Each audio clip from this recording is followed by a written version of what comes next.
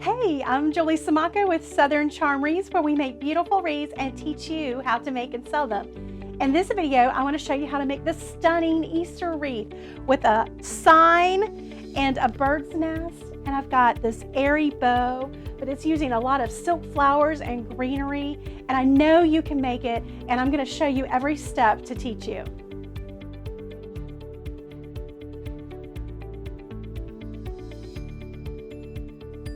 So the supplies you're going to need for this wreath are, of course, we're going to do, you need a wreath form, so we're going to do a grapevine wreath. This one is 18 inches, and I will get into how to determine what size of wreath form you're going to need later in the video.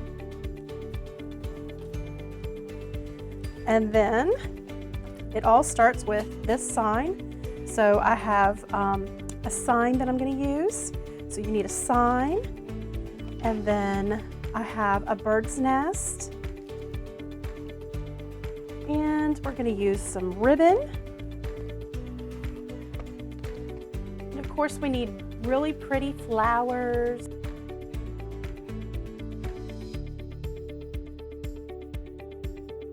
But anyway, so this is the sign that I'm going to use. And when choosing, so this is literally what I was doing in the store, trying to figure out what size wreath. I laid this on my buggy in the store, and I put the wreath down, the sign down on top of the wreath in a position that I was interested in. And then I took the bird's nest and I put it to the side. All of this was laid out on my buggy in the store, literally. And I was taking the flowers and pushing the flowers around in the wreath, just trying to get a visual in my head on what I could produce with this wreath.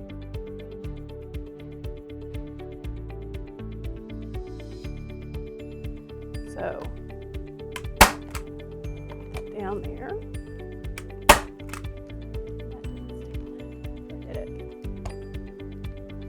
Okay, so now that I've got the staples in, what I like to do is go back over it with hot glue. So I'm going to just put a little bit of hot glue right on top of my staples and the pipe cleaner.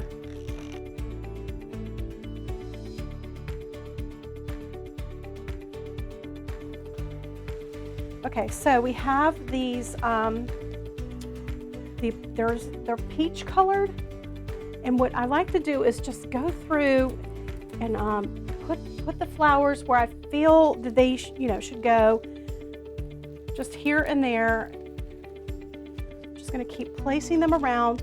I'm putting them about 4 or 5 inches from the frame of the wreath, or the wreath base. I don't want it real tight. I want it to be, the more you have your flowers coming out from the wreath, then the more dimension it's going to have, and it'll feel like it's popping off the door. I'm starting to love this wreath. It's so amazing how I can just watch it come to life right in front of your eyes.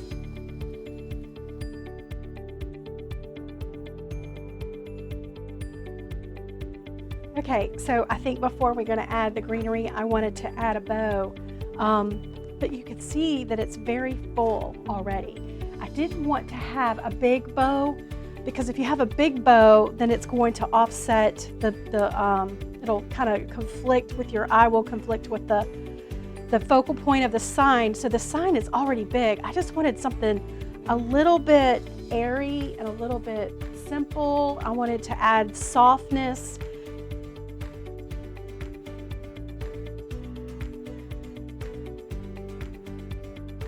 Okay, so now what I want to do is clean up the back of the wreath. First of all, this wreath is heavy.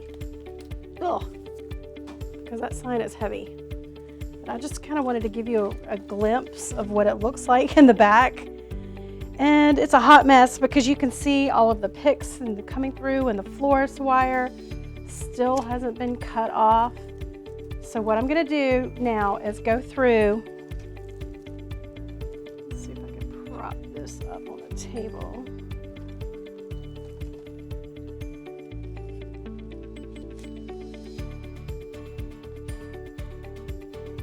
But it just adds, oh, my glue gun is really working right now. It adds that professional touch, in my opinion.